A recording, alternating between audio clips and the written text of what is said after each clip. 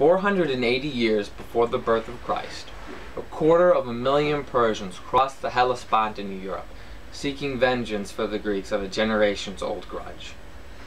Now, when the Greeks became aware of the invasion force, they formed a coalition of free Greek city-states who were willing to fight off the Persians and defend their homes.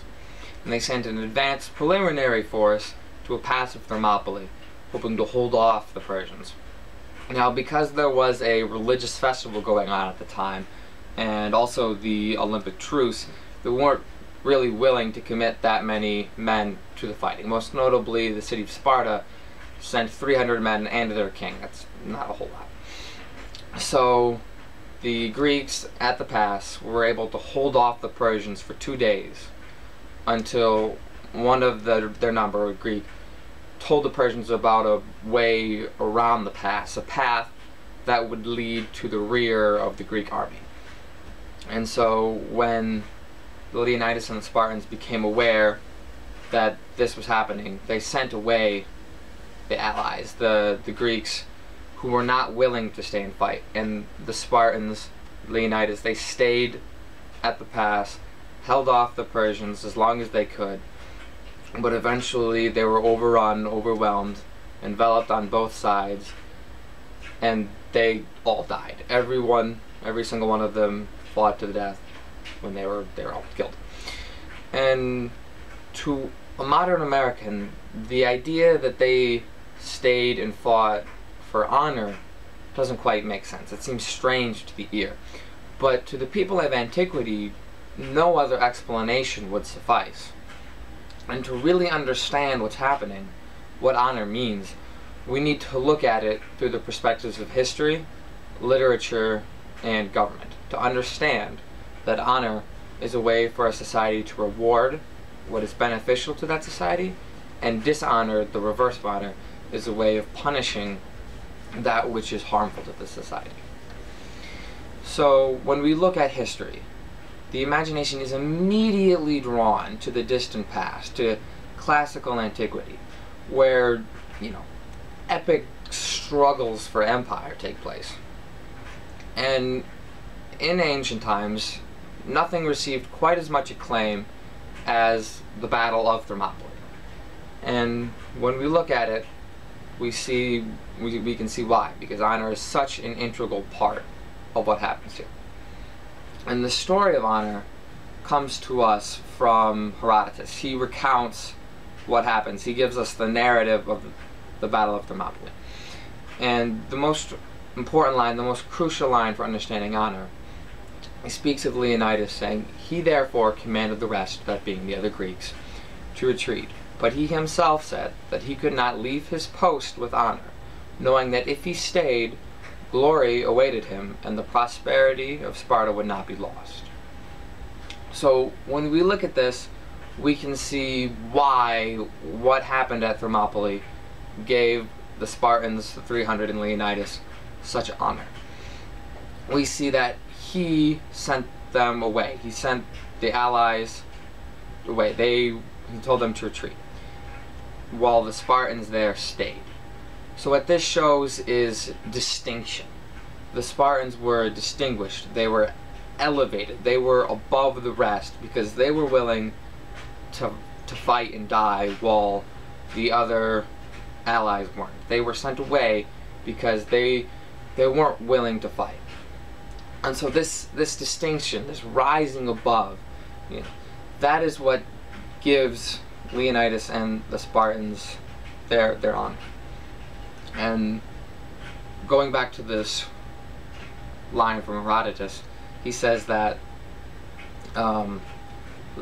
Leonidas stayed so that Sparta would not lose her prosperity. There's before they go to fight at Thermopylae, they consult the oracle, and the oracle says that either Sparta will be subjugated by the sons of Perseus, that being the Persians, or Sparta will lose her king. And so what Leonidas does is he sacrifices his own life and that of the other Spartans. They sacrifice themselves for the prosperity of Sparta. See, Sparta lives on because of what happened at Thermopylae, and so by dying there, by gaining honor there, Sparta is benefited. They are allowed to prosper and eventually fight off the Persians and become the dominant city-state in ancient Greece. So what happens here is that their death in battle is what is really helpful, what galvanizes Sparta.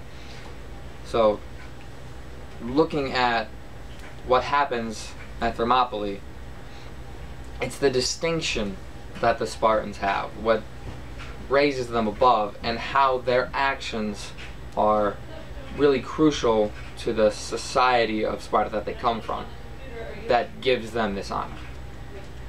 And so, moving forward in history about 500 years and 1,000 miles away, one of the most prominent figures in history, Gaius Julius Caesar, invades the island of Britain. And his invasion of Britain gets off to kind of a rocky start.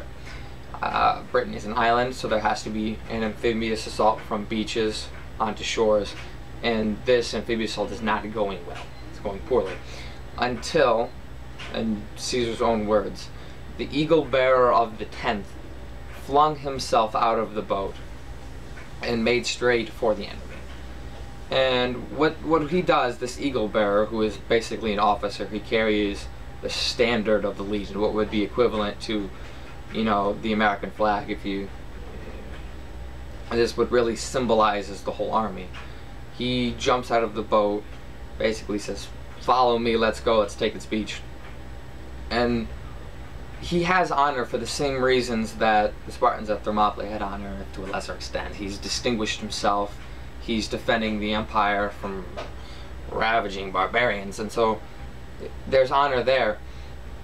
But what really powerful is what happens later on when Caesar says that this act roused the other legionaries from their stupor.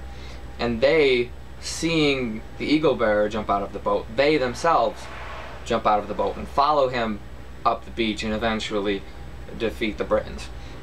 And so the real substance of his honor is in the imitation, that the other legionnaires imitate him. And so whatever honor he had in his own actions is magnified by all these other things, because honor is the reward for the benefit of society. And so by inspiring all these other people, the benefit that is rendered to society, the defense of the barbarians, the defense of the empire from barbarians, and distinction is magnified 1,000-fold by everyone who followed in his actions. And that's the crucial part that we need to understand, is that by doing something really inspirational, he's made a model, set a standard for everybody else to live up to, and they each benefit society through his example. And so his action is really what helps the empire, what helps the society that he's from. And that's why he's honored, because he inspires all these other people. And so from the historical perspective, we can see that honor is really distinction, rising above, doing what others won't, what others aren't willing to do, and through that, inspiring other people. Now, moving on to the written word, to literature, what human societies have not necessarily done, but written about honor. And unquestioned, the two most important pieces of literature in the Western world are the Bible and the Homeric poems. And it's not surprising that the most fundamental, the most formative pieces of literature in the Western world deal a lot with honor. And when the Israelites, the people, are wandering around in the desert, Sinai, for 40 years, the Lord speaks to the people and he says, "Honor your father and your mother, that your life may be long in the land which the Lord your gives to you." That's from Exodus chapter 20. And what the people are being told to do is to honor their father and mother, to respect them. So when you look at what this does in the world in which these people are living, it creates a social structure that is defined. There's people in authority and there's people who are not. The Israelites are instructed to respect the people in authority, and that gives it stability. It's not a free-for-all. Like, it creates order and a distinction, a balance between, father and mother and the children. Different responsibilities are delineated out there.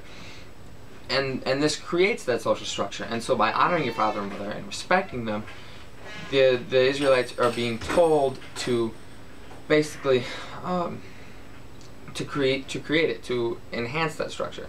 And so by working in the society, by working in the social structure, they're benefiting it. If they didn't, then things would fall apart. And so by working in that, there's honor. See, there's honor given and there's honor received through that. There's also an interesting, little tantalizing little bit that says, "You will live long in the land which the Lord your God has given to you." That there's tangible rewards, long life, for doing actions which receive honor. There's another part a little bit earlier on in the Ten Commandments which God says, "The Lord your God is a jealous God who punishes the iniquity of the father to the children to the third and the fourth generation, but shows his favor to those, shows my favor to those who love me to the 1,000th generation," the Lord says in Exodus chapter 20, verses 5 to 6. And so what we see is that those who support the social structure, who honor their father and their mother, are given long life and the Lord's favor, tangible rewards for things that are beneficial to society.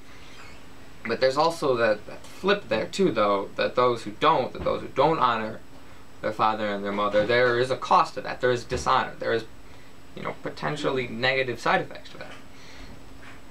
So it's what's happening here is the creation of a social structure and the way in which people are supposed to interact with that and how they promote that social structure. And that's the most formative book. But second only to the Bible would be the Homeric poems. Most notably the Iliad, the account of the Greek assault on Troy. And in this narration, this story, there are countless descriptions of heroes, Achilles or Odysseus, winning honor in battle, killing other Trojan heroes. But the story starts off with, the narrative begins with a tale of dishonor. Homer says that Zeus sent a pestilence to the peoples because the son of Atreus, that being Agamemnon, dishonored one of his priests. And so we see the flip side of honor here, that dishonor has negative consequences. Now, to the Greeks, dishonoring a priest of a god was a very dangerous thing. It could have been very, very detrimental to the society, because in their worldview, the gods controlled everything. They were the reason why it rained, the reason why the sun went up in the sky and fell in the west. These things, they didn't have a way of explaining that outside of the gods.